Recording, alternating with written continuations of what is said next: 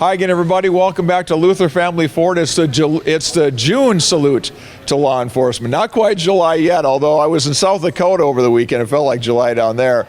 But a beautiful sunny day here in Fargo, North Dakota, and we're excited to be here today for another edition of the Luther Family Ford Salute to Law Enforcement. My name is Steve Halsham, and on behalf of all the team members at Fieldstone Group, Flag Family Media, we're really glad to be back here again. This is one of the highlights of our month. We really love coming back here and hanging out with you guys and honoring law enforcement, Brian. It's a good day whenever we get to say thanks and congrats to all these people here. Yeah, absolutely it is. You know, these guys protect us all the time, and it's great to see a huge crowd of people here too, so this is always awesome. Yeah, a full house is always a good thing. Yeah, so Brian himself has got a background in law enforcement as well, so he's told us many times how much he appreciates these guys and what they do, because this was something you did for a while for your career. Yeah, and you know, it's a big job out there, and you know, it takes special people to do it. Yeah, it really does. I think a lot about law enforcement this weekend too, with the storms that rolled through and all the damage. And you don't think about law enforcement when it comes to severe weather, but there were a lot of, I know, Cass County sheriffs and Highway Patrol, many different agencies were very busy this weekend there as well. So law enforcement does a lot of things, definitely in our part of the world. Today we are honoring North Dakota's Parole and Probation District Office. And while many of us have gotten to know the local police and sheriffs, those are maybe offices and people that we come into contact with a little bit more often in one way or another. So the Parole and Probation District might be a bit of a new introduction for some of us. So here's a little bit of background. Parole and Probation Services is a division of the state of North Dakota's Department of Corrections and Rehabilitation. Its role is to provide supervision for all offenders on parole or supervised probation in the community. Parole and Probation Services consists of 95 staff at most recent count, with 75 sworn officers who operate from 17 district offices throughout the state. Parole and Probation Services is also responsible to complete pre-sentence investigations as ordered by the state district courts. The purpose of the investigations is to provide as much information to the courts as possible to allow for appropriate sentences for the offender. And we're going to talk to Dan Seymour. He is the program manager, and Dan's with us today. We'll visit with him a little bit more about the program here in just a moment. But thanks, Dan, for your leadership and for helping us all get together here again today. We appreciate that very much. Also want to say thanks to the team here at Luther Family Ford. They always make us feel at home here. We come and interrupt their business of selling cars for a little while, and we appreciate them being good to us and letting us come over here again each month. The men and women of the Parole and Probation District Office serve us 24/7, 365. We couldn't be more proud to team up with a gang here at Luther Family Ford to honor these local heroes. So, with all that being said, it's time to meet this month's honoree, and I'm happy to introduce to you this morning Probation Officer Chris Brown. Let's give him a big hand. So Chris was telling me he really likes being on camera, likes being the center of attention, likes when people make a big deal out of him. I'm just teasing, but thanks for being a good sport today, Chris. Thank you. Tell us a little bit about what you do and why you love doing it. Well, I've been in law enforcement for almost 16 years. I came from Grand Forks. I was with the Grand Forks Police Department. I was also in the Army. I did military police there. And then I transferred over to Parole and Probation, and I've been doing the domestic violence caseload for about 2 years now. Okay. So. Tell me about that job. Obviously, there's some pretty heavy information that you deal with day to day, but what motivates you? What gives you joy in serving the way that you do? Well, with patrol, when I did police work, you were working more with people that were in crisis. And now over at Parole and Probation, it's kind of settled down. You get to develop more of a relationship with people, and I get to work with a wide range of people. So I work with the domestic violence advocacy groups, Rape and Abuse Crisis Center and the Ridge. They put on their 26-week domestic violence classes. I think it's been very successful. The staff there had been great. I work with the state's attorney's office, other law enforcement agencies around the area. I work with pastors, jail chaplains, and just a bunch of other substance abuse treatment centers as well. And so the state does have a program, Free Through Recovery, that offers probationers extra resources, and so they get assigned care coordinators, and really they should get a shout out too, because they do so much and they help they help me with my job. So Yeah. I am very appreciative of that. Well, you're pretty good with this on-camera stuff, so way to go. You was telling me, I don't know how this is going to go, but this guy's a pro, so we appreciate it. Let me tell you a little bit more about him, coming from Dan and his team. Chris Brown is a Fargo probation officer with 18 years of experience in law enforcement, as well as, he mentioned, being a proud veteran who served in the United States Army and the North Dakota Air National Guard. Chris joined the Fargo Probation Office in 2022 after serving as patrol officer with the Grand Forks Police Department. Chris currently specializes in a domestic violence caseload with oversight of individuals court-ordered to complete North Dakota battering intervention standards, helping facilitate changes in their behavior and reduce recidivism in violent offenses. His years of experience and interactions with a wide range of individuals have led to success with the North Dakota Department of Corrections and Rehabilitation. Outside of work, Chris enjoys woodworking, driving his Jeep, pool activities with his kids, and he's a huge Philadelphia Eagles fan, which I debated actually saying here on camera in Vikings country, but he seems like a good guy, so we'll let it slide here.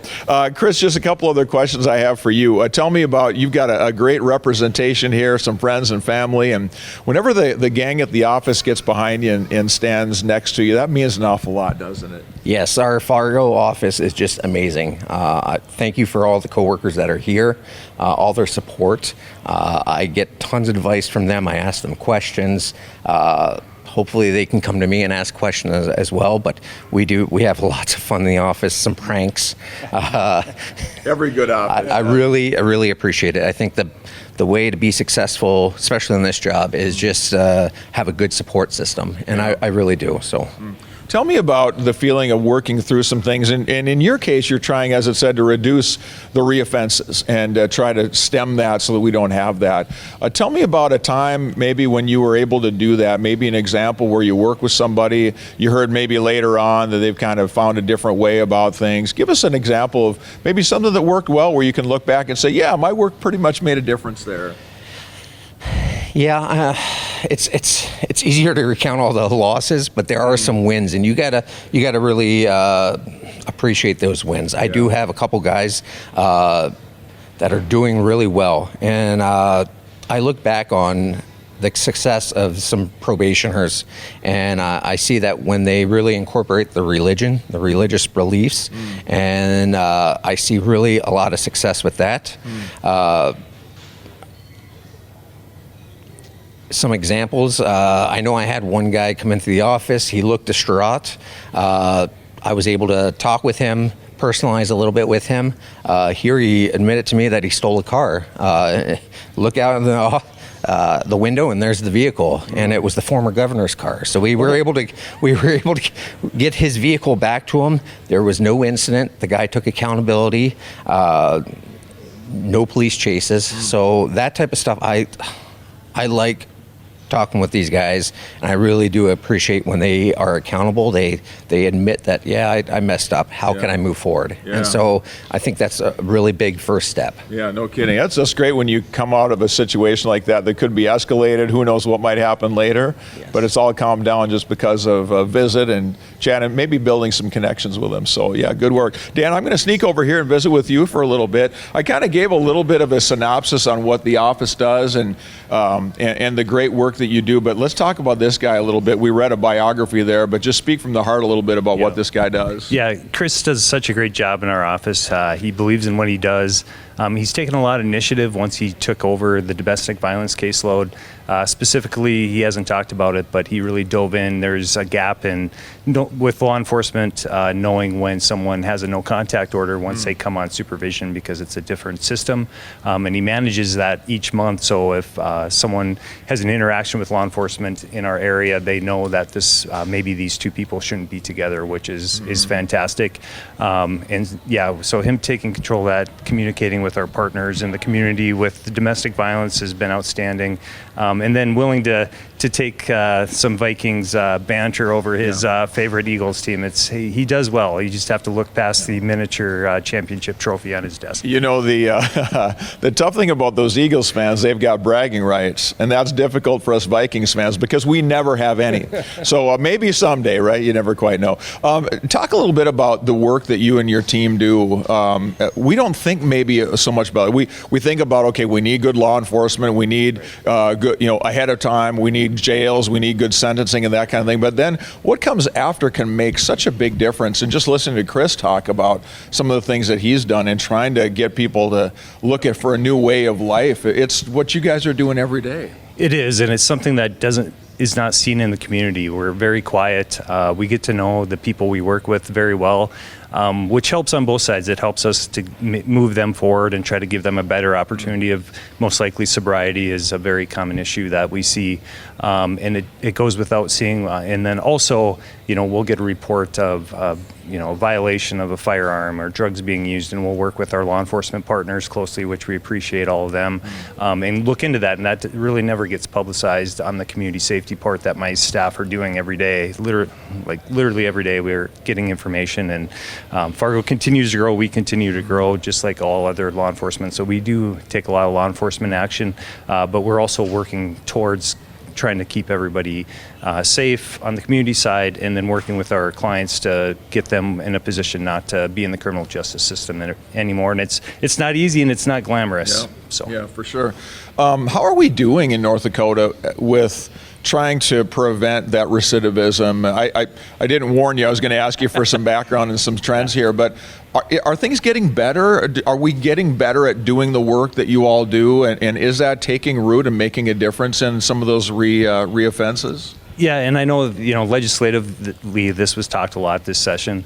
And, we look at our what we call our revocation rate. And historically, we have come down over historically, and recently, I'd say in the last 5 years, we've been pretty stable at that number, and we're always looking at evidence-based practices. That's the term in our world of what works, and a lot of that revolves around cognitive skills with our clients to be able to make decisions when they're out in the community, to keep them on the right track instead of finding their way back into the criminal justice system. So it's something that we're always working on and working through and trying to find better programming that Chris talked about and paths, but it'll never be perfect either when you're talking about human behavior. So it's just trying to find the best way for the most of the people we're working with.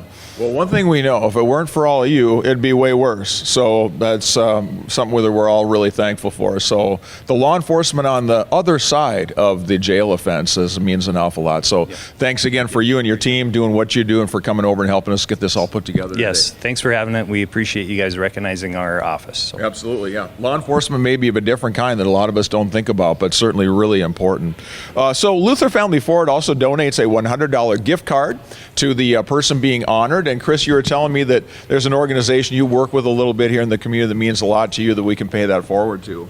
Yes, I would like to donate to the jail chaplains. Yeah, they do some great work every day. And just like you guys and ladies, they're working hard to make sure that we have people one and done when it comes to making a stop in the jail. So they're doing some great work. We'll make sure to get that over to them on behalf of you there. Sandy's Donuts also saying their thanks. We'll be delivering some goodies to the department and here at Luther Family Ford as well. And we've created an honoree section on our website, am1100theflag.com, where you can find out more about Chris and all of the honorees in this program. Now we're going back about 7-8 years that we have been doing this. And in the days ahead, we'll be inviting Chris to join Alex and Kevin on the Need to Know Morning Show on AM 1100 The Flag and FM 92.3 as well.